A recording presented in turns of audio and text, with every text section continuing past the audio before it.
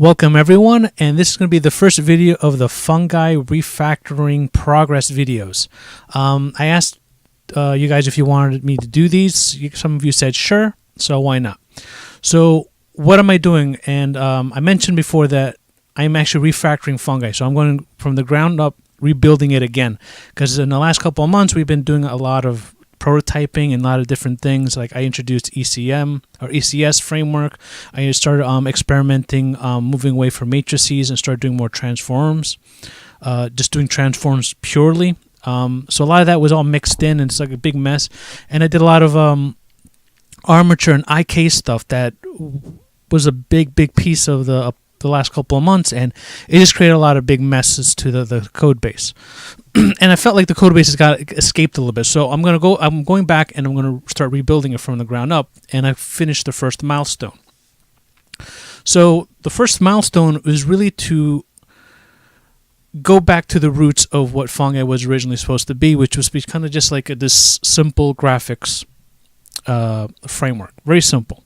It wasn't expected to be a game engine or an application engine or anything like that. So I wanted to go back to the very beginning and get to the bare bones of it. So in the GitHub, there's going to be a new folder called Core, and in Core is going to have all the brand new functionality that's going to start building up. Everything else in the GitHub, you can consider garbage except for the fungi/core folder, because now this is where the new engine of fungi is going to sprout from. And this is what the new framework is. It's just the core files, the bare essentials, what you need to get 3D or 2D working with WebGL 2. That's it. This is all you need. You really need is some materials, a shader, a UBO, a VEO, and GL. The GL file basically gives you some of the bare bones, getting access to the context and doing certain things like compiling shaders, how to turn hex values into float arrays, so this way you can pass colors to your shaders and things like that. VEO is kind of like how to deal with all our buffers, like vertex buffers, normals, and how to compile all that data and send it to the GPU, and then use that to actually render our stuff.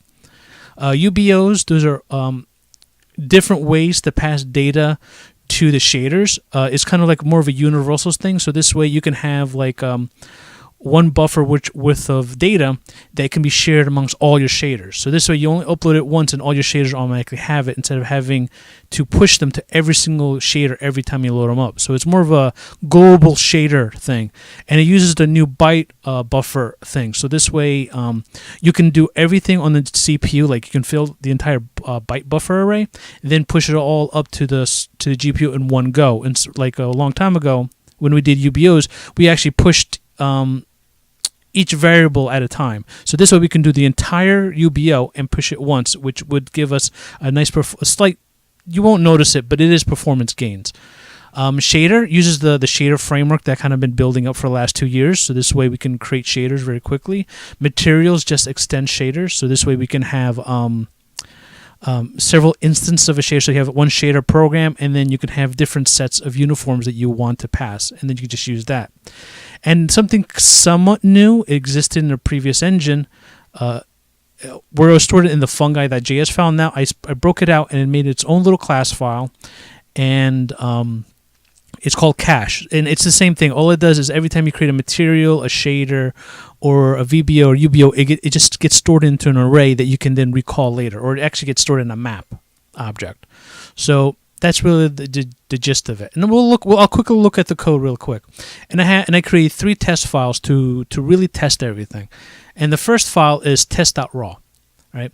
Very simple. There's nothing special about it. But here's the thing. This test.raw file absolutely does not use fungi at all. Period. Nada. So if we go to quickly look, the raw one is purely WebGL 2.0 API. That's it. There is no fungi. There's no nothing. Like I said, I went back to the core and started building to refamiliar myself with the actual framework or the actual API of how everything's put together. So in here we have a couple of functions that initiate all the basic necessities that we need for our stuff. And down here we have our shaders as two individuals, and this is how kind of we started off in the very beginning 2 years ago when I started the series. So we just have our vertex and our fragment shaders, and that's it. That's all we need. We have our function here, how to initiate GL in general. So this way it gives us everything we need to kind of just start up GL. So it's bare bones. We have all the bare bone code to actually get a shader compiled and running. There's actually quite a bit. If it's been 2 years if you haven't seen this. Since we've been writing wrappers and wrappers and wrappers for this stuff. So everything's like down to the core. Like this is, if you want like an example of WebGL2 API, this is like the file you want to look at. So. And then we have our VEOs. How do we create VEOs from scratch? So this is basically the from scratch way. This is not even using the API yet. And then of course it animates. It uses a uniform, and it just uses the draw functions directly. There's no math library, no nothing. Like I said, it's just a core file, core folder, and that's it. So that's what we got here. Then we got the API version, which actually replicates the exact same thing. But now I start taking that raw code and start building a new the framework over it. What I really did is took a lot of the code that we had and then just fixed it up and massaged it. And one of the big changes that I've been doing for the last couple of months is moving away from object-oriented to data-oriented. So everything, you're going to see a lot of things that were originally object files or like objects, they kind of been converted into like these mini objects, really just to facilitate the idea of structs that you do in other languages like C# or Rust or C++. So I'm still using class objects, and I am creating little methods here and there. So it's I would say maybe 70% data oriented and 30% object oriented.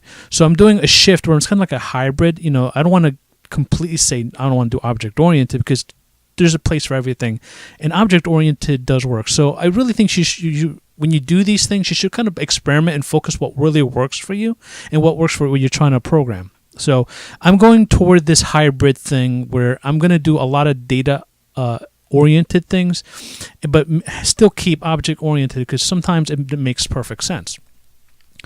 One good point is our new UBO object. So here we go, and it's a class object.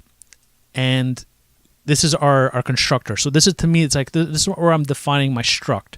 So this is my data, and I actually have a couple of methods. So this is the object-oriented aspect of it. So I have a quick way to bind it, a quick way to update a value, and a quick way to pass the data back to the GPU. But then everything else in this class object are static functions. These are basically just functions. Just functions, nothing but functions. So this way, the whole idea is that when I create the VBO or the UBO, I end up passing that over to like here's like I passed the UBO here, passed the UBO. So I just pass in the struct or that class object, and then it kind of just uses it as a data structure, as a state. And of course, I made things super easy. So I'm going to start doing things called like build functions, which kind of uses all these functions, but kind of wraps them up. So basically, I'm creating a wrapper and then I'm making another function that wraps everything. So you can kind of this is kind of like the function programming equivalents of not hierarchy. An inheritance. So you just have one function that does some work, then you pass into another function which does some work, and so on and so forth. So it becomes like a chain of functions that massages the data and uses the data the way you need it. And that's kind of the approach I'm going toward. So it's, like I said, it's a lot less object-oriented, more data-oriented, and a lot more functional programming. So like it's a mix of all three. So that is the raw. So you saw how the raw is. The way I built it was basically just a bunch of functions. Oh, actually, that's the UBO file. So if I go to raw, just like I said, it's just a bunch of functions using the raw API for WebGL 2.0.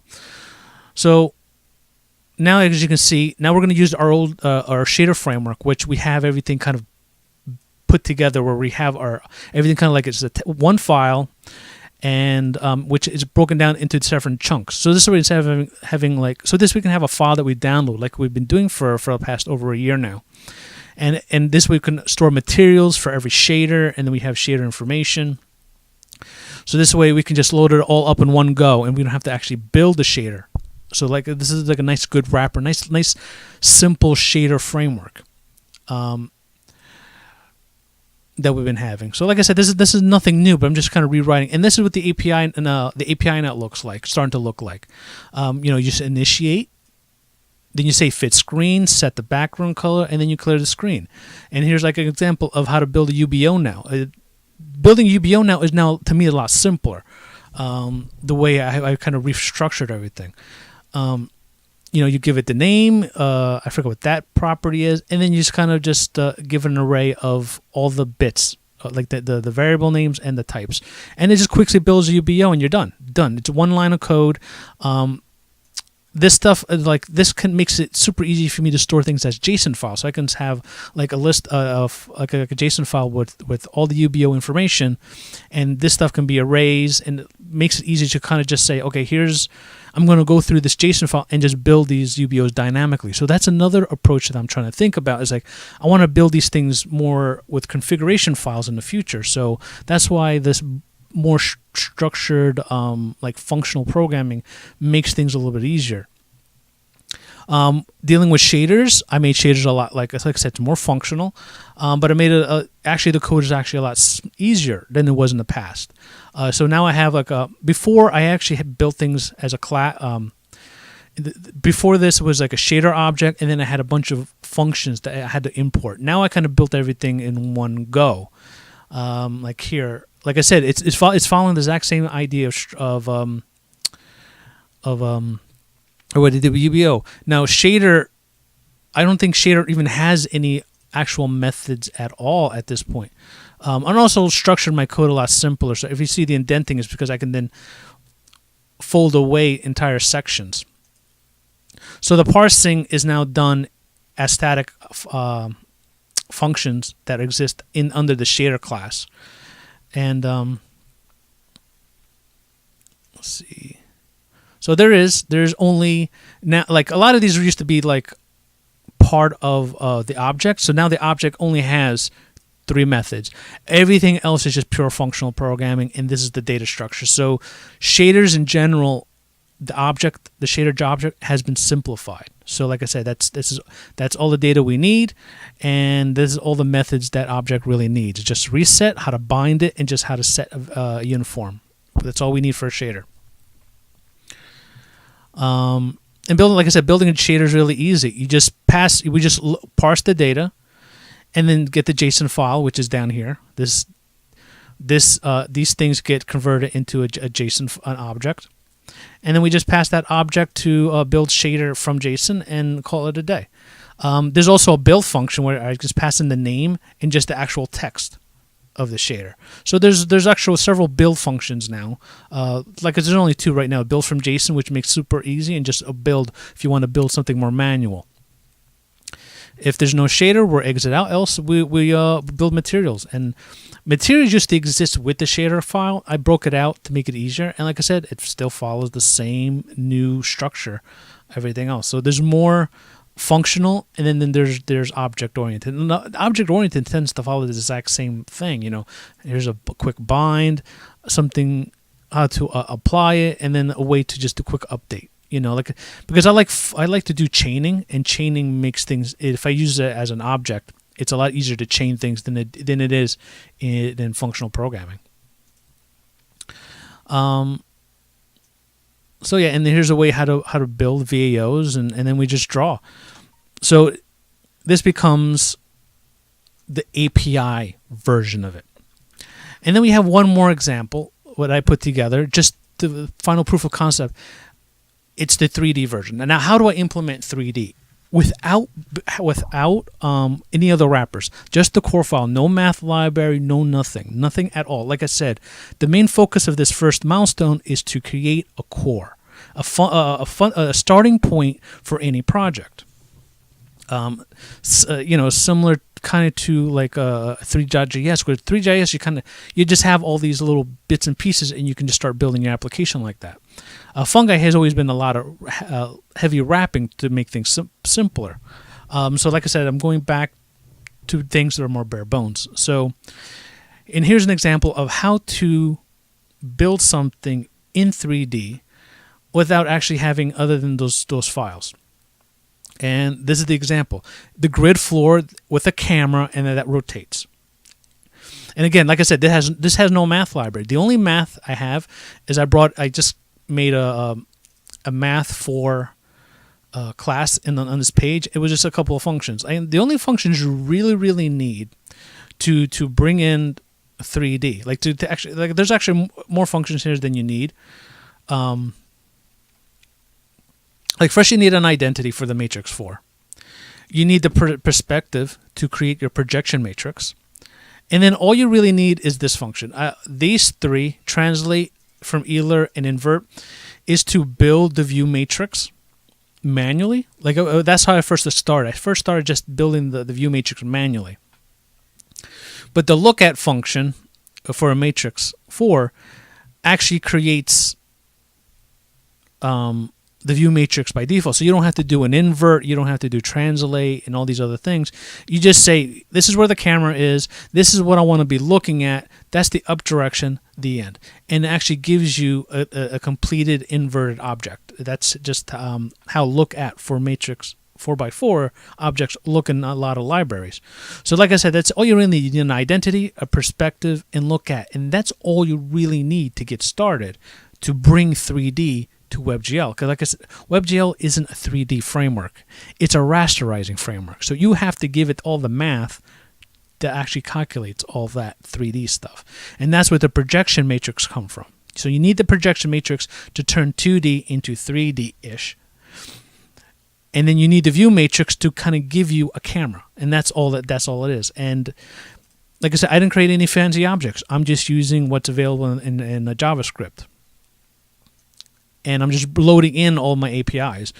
So, when the thing starts, like I said, just simple, just get the GL context, build my perspective.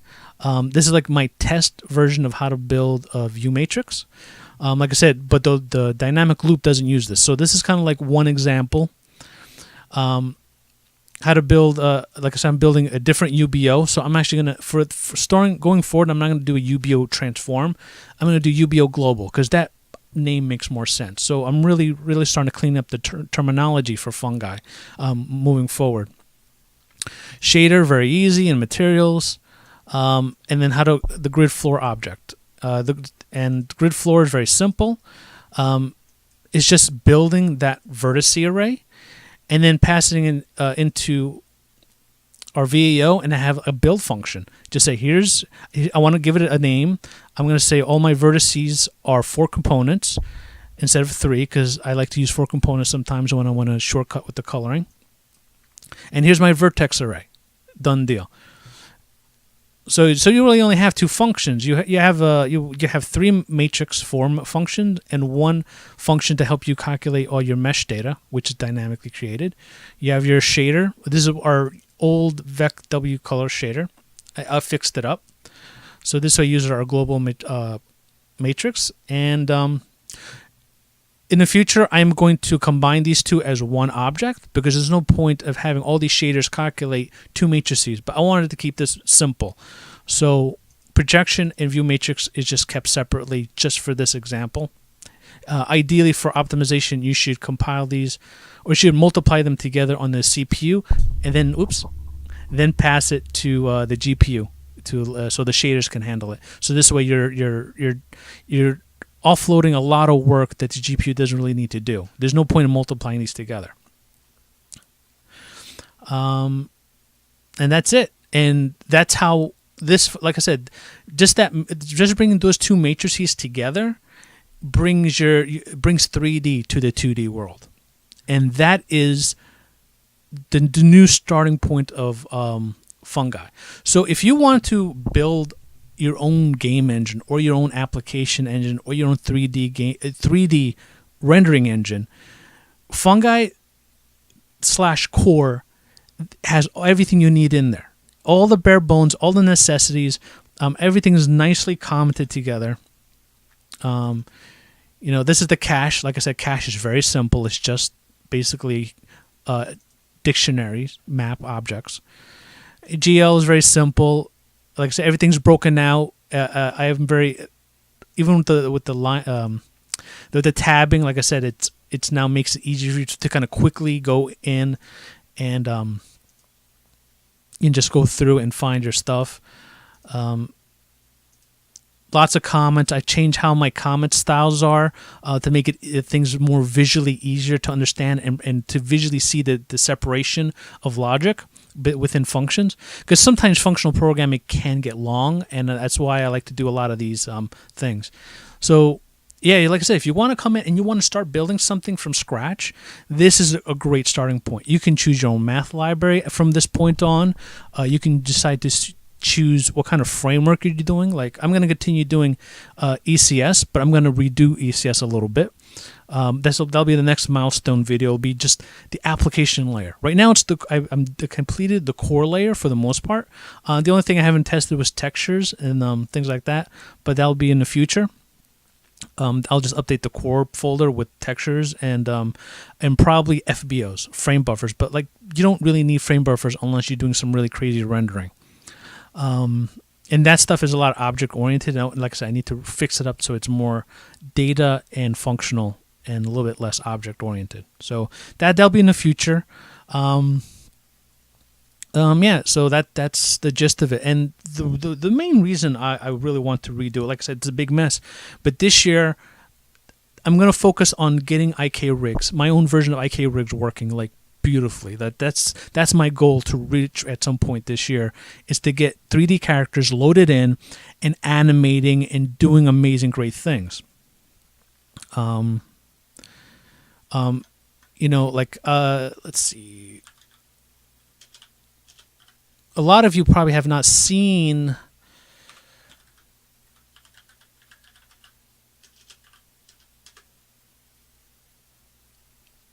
I got someone. Oh, you know what? Probably called labs. Ooh, this video is 22 minutes. This is much longer than I wanted to. This is where this is where Fungi ended with this dynamic, procedurally generated random dance using Perl and noise, and building that showed me how messy Fungi was and how the entire framework, especially the armature framework, was not laid out in a very clean way.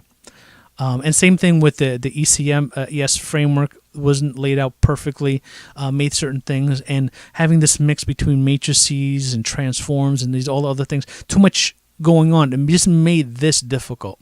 So I'm rebuilding. Like I said, I'm focusing on getting everything cleaned up, tightened up, very smooth to get back to this point again very quickly. Hopefully I can get it done in a few weeks, maybe a month. So this way I can then start do videos about doing things like this, like procedurally generated dancing and things like that. Like I said, I really... Like right now I'm just having skeletal bones. I want to actually have a mesh load up. There's a mesh of like Venom and... Kanji, and there's like a bunch of other characters I found that I managed to get. I wanted to be able to load up and then have them run with this animation and have like a little dance party, with all these meshes. Maybe have each one offset a little bit, or maybe have the settings change a little bit so each one dances slightly differently. That's where I kind of want to get to when I consider Fungi ready to moving forward. Another big thing is that this year, especially when it comes to IK stuff, is that there's some freelance work I might be doing in the future which relates to a lot of this. IK, 3D animation, simulation, and things like that. And I've discussed with... I don't want to name anything, I don't want to say anything, but we've discussed about maybe building a tailor-made engine specifically just for their project, so we don't have to use 3D.js, which has a lot of heaviness to it, makes things load a little slower. So that's another reason why I'm breaking fungi down. I'm breaking it down to its fundamentals. So this way we can, me specifically, can take fungi, take a lot of pieces out, and make a tailor-made graphics engine that's tailored just for that one specific thing. So it doesn't need to do a bunch of heavy rendering, or doesn't need to do voxels. Doesn't have to do. All it has to do is handle rendering 3D objects. Single buffer, maybe downline, maybe multiple buffers to do some like really great lighting, and and really focus on just character animations and IK, inverse kinematics and things like that, and just having dynamic stuff. In the future, once we have all that IK stuff built, then we're going to start dealing with more collision detections and terrains. So this way we can then have our characters walk, run, bump into walls, climb walls. That's where I'm going. So the first step is really getting fungi fixed up. Then getting everything I need to get animation working beautifully. Because once I get to this point, then I need to really start building how to walk, how to run, how to go from walk to run, how to go from walk to run to idle, start building things like that, swapping out animations, having a 2-bone leg, and the other leg you have like 5 or 10 bones, and so it's like an octopus leg. And how can have the animations, the same animations, but work on all these different configurations, kind of like how Ubisoft does it. I really want to focus on building Ubisoft's IK rig using WebGL. And like I said, from there, sky's the limit. Once I get all that animation working, and I can transition, and I can have all these characters on screen with different shapes and sizes and performing the exact same animations, then we can start doing world building. Because there's no point in me building a world unless I have an avatar to start traversing that world. So that's my train of thought first. Get an avatar, get a character, get someone that can run, jump, swims, fly, can do all these great fun animations that's easy to control, then start building the world around it so it can do all these things. So that's the goal for 2019. So yeah, just bear with me. There's a lot of things I want to do, like tutorial-wise, from here till we get to this point where we have this animated character. And so yeah, I just want to build fungi. I want to rebuild fungi first because I'm not going to have too much time soon. So I want to get as much, because that's like a lot of work. So I want to get that done first, and then we can start having some fun again and doing some tutorials. And I want to do apply noise to rotations, and that's how a lot of this dancing works. It's just noise being applied to 3D rotations. So yeah, the video is pretty long enough. I wanted it to be like 5 or 10 minutes, and now it's like almost 30 minutes. But I hope you like the new fungi. I'm still in the early stages. So if you have any ideas or any API ideas that you want, please feel free, comment, and I'll consider it. Like I said, I'm taking 2 years worth of work and try to quickly rebuild it, essentially, and quickly rebuild it in a more intelligent and useful fashion, and it'd be something that I want to work in production. I don't want it to, the last 2 years has been more of a kind of a prototype framework, and now I kind of need it to be more than just a prototype framework. I need to actually kind of work in production. Like I said, I'm going to try. I might be using this in this year for some freelance work. So here's going. Here's fungi, and yeah. And I want to say thank you for all the new patrons. During Christmas time, I got a bunch of new ones. I really say thank you, since I've been unemployed for a couple of months, and I will probably be working soon. I got an offer, and I'm probably going to, most quite very likely going to accept it, and will be doing actually 3D graphics programming will be part of the job, which will be my first time doing this professionally. So these 2 years doing this YouTube channel and really building fungi has not been a waste. I'm actually be able to start doing this professionally this year. So So I'll be doing professionally kind of during the day, and then at night it'll be freelancing and also building fungi and these YouTube tutorials further. So it looks like it's gonna be very busy, but it looks like it's things are starting to really pick up for me a little bit, which is great because this is the dream. This is my dream. I'm done doing crap work. I want to do this. I want to work. Spent 20 years building things for people. Things I don't like, I don't enjoy, and it's taken 20 years, but I'm finally reaching that point where I'm building things that I'm enjoying doing. So I'll be breathing and living graphics programming, literally like 24 hours a day.